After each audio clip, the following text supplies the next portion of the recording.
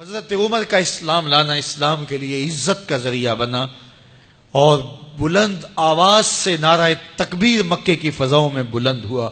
40 مسلمان جب ہو گئے تو پھر میرے رب نے کہا یا ایھا النبی حسبک اللہ، اے نبی تمہارے لیے اللہ کافی ہے، ومن اتبعک من المؤمنین، اور تمہارے لیے اہل ایمان کافی ہیں۔ حضور علیہ السلام کے حوالے سے ان کی حساسیت اور ان کا جوش و جذبہ اور ان کی غیرت ایمانی دیدنی تھی۔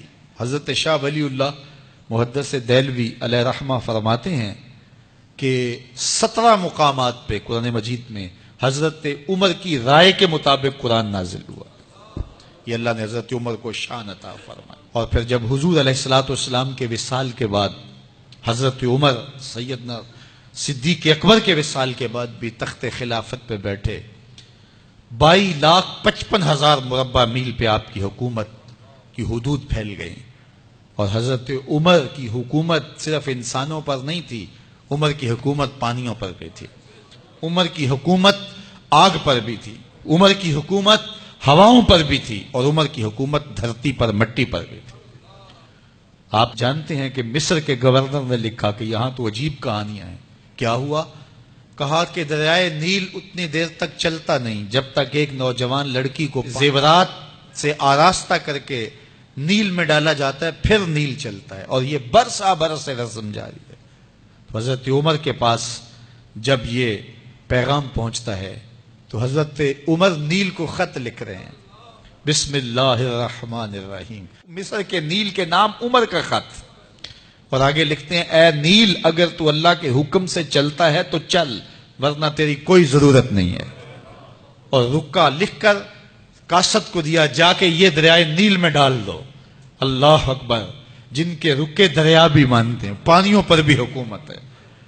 اور نیل میں جب وہ رکا ڈالا گیا، نیل ایسا چلا آج تک کبھی رکا ہی نہیں ہے۔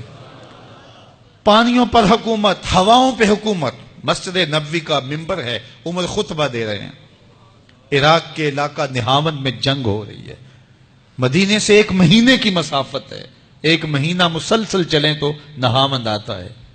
حضرت عمر خطبہ دیتے دیتے درمیان میں جملہ معترضہ کا، یا ساریہ الجبل، اے ساریہ پہاڑ نہ چھوڑنا۔ لوگ حیران ہیں کیا ماجرا ہوا کہ ہم سے مخاطبہ ہے، ساریہ نہاون میں ہے، اور کہا ساریہ پہاڑ نہ چھوڑنا۔ 1 مہینے کے بعد جب وہاں سے قاصد آیا، اس نے کہا اللہ نے فتح دے دی۔ کہا کیسے؟ کہا پہاڑ کو چھوڑ کر دشمن پر ٹوٹنے لگے تھے، آگے بڑھنے لگے تھے، ان پر حملہ آور ہونے لگے تھے۔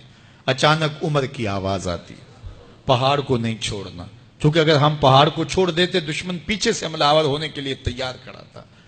تو کہا بس ہم پہاڑ کو اپنی پشت پہ پھیر رکھا، اور اللہ نے اسی دن ہمیں فتح عطا کر۔ ہوائیں بھی ان کا پیغام پہنچاتی ہیں، پانی بھی ان کا حکم مانتے ہیں۔ اس زمانے میں فائر بریگیڈ سسٹم نہیں تھا، لیکن ایک آگ بڑھتی آ رہی ہے شہر کی طرف، لوگوں نے حضرت عمر کو بتایا امیر المومنین آگ پھیلتی آگے بڑھتی چلی آ رہی ہے اور شہر کو اپنے قابو میں لینے والی ہے۔ عمر اپنی چادر اتارتے ہیں اور حضرت تمیم داری کو دیتے ہیں، کہا یہ چادر لے جاؤ اور ایسے ایسے کرو، آگ پیچھے بھاگتی چلی جائے گی۔ تو چادر ہلاتے جاتے ہیں حضرت تمیم داری، اور آگ پیچھے بھاگتی چلی جاتی۔ مٹی بھی حکم مانتی ہے۔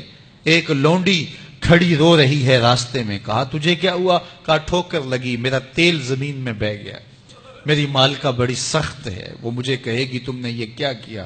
عمر درہ زمین پہ مارتے ہیں، فر الارض الم عادل علیک، زمین عمر نے تیری چھاتی پہ عدل نہیں کیا؟ تو عمر کے ہوتے ہوئے اس کا تیل پی جائے؟ زمین تیل باہر نکال دیتی ہیں، فرماتے ہیں ڈال لے اپنے برتن میں۔ تو یہ عمر کے ان کا حکم مٹی بھی مانتی ہے، ان کا حکم ہوائیں بھی مانتی ہیں، دریا بھی مانتے ہیں، ان کا حکم پانی اور آگ بھی مانتی ہے۔ وہ عمر، میرے حضور فرماتے ہیں ان الشیطان یفر من ذل عمر، میرا عمر وہ ہے جس کے سائے کو دیکھ کے شیطان بھی بھاگ جاتا ہے۔ حضرت عمر رضی اللہ تعالیٰ عنہ نے ایک بہترین نظم و نسق دیا اور امور سلطنت کو اس انداز سے منظم کیا۔ ایک غیر مسلم مفکر کہتا ہے اگر اس امت کو ایک اور عمر مل جاتا پوری دنیا پہ حکومت مسلمانوں کی ہوتی۔ ایک دن مسجد نبوی سے باہر حضور تشریف لا رہے تھے، دائیں ہاتھ میں حضرت ابو بکر کا ہاتھ تھا، بائیں میں حضرت عمر کا ہاتھ تھا۔ ایسے باہر کی جانب آ رہے تھے، دروازے سے کوئی بندہ داخل ہوا تو اس کو دیکھ کے حضور نے فرمایا ہا کازا نبعث یوم القیامہ، قیامت کے دن جب قبروں سے اٹھائے جائیں گے ہم ایسے ہی اٹھیں گے، میرے دائیں ہاتھ میں ابو بکر کا ہاتھ ہوگا، بائیں میں عمر کا ہاتھ ہوگا۔ اللہ اکبر، جے شک ہو بھی تے چل مدینے،